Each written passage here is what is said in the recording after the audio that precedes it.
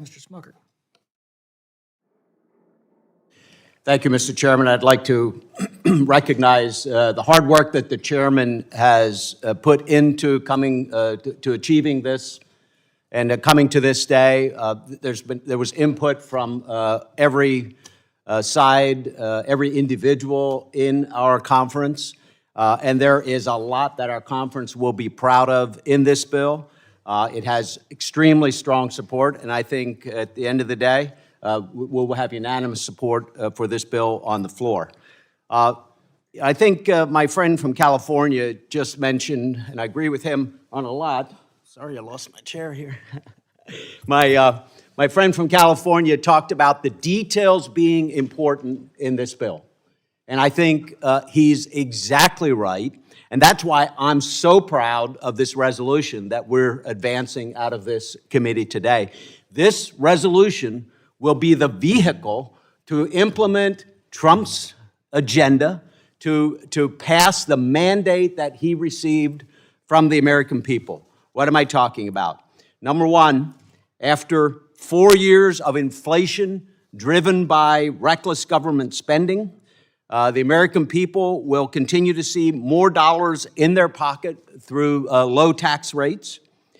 This bill will protect American families from the crime and drugs flooding across the southern border. It includes $175 billion to finish the wall, support law enforcement, upgrade our capacity to stop illegal immigrants from entering our country in the first place. As I said, provide tax relief to working families. And let's talk just a little bit about the successes of the Tax Cuts and Jobs Act. We heard that this is just for the billionaires. Couldn't be further from the truth. Our income tax system became more progressive after the implementation of the Tax Cuts and Jobs Act. And I'll ask you to ask any of your constituents whether they did better under the policies implemented through the Tax Cuts and Jobs Act, under the policies of the Trump administration, or did they do better under the 4 years of the Biden administration? I can tell you what every one of my constituents will answer. I'll put our policies up any day against the policies that are being espoused on the other side of this today. It's going to jumpstart American energy production, using our own resources to enrich our own citizens instead of sending cash to pad the coffers of foreign nations. And we're going to save money by identifying waste and fraud in our system. We're asking committees of this Congress to look at all of the expenses and to find areas where we can trim our government spending. This is something, to my friend from California's point. We know we have $36 trillion in debt.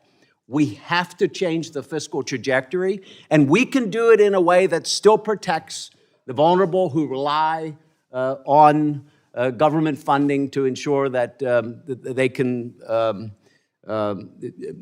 eat and achieve their daily needs. So the point I'm making is we can do this in a fiscally responsible way, and that is exactly what this bill does. We have a president in the White House who's going to work with us to grow the economy. Very, very important that we grow this economy.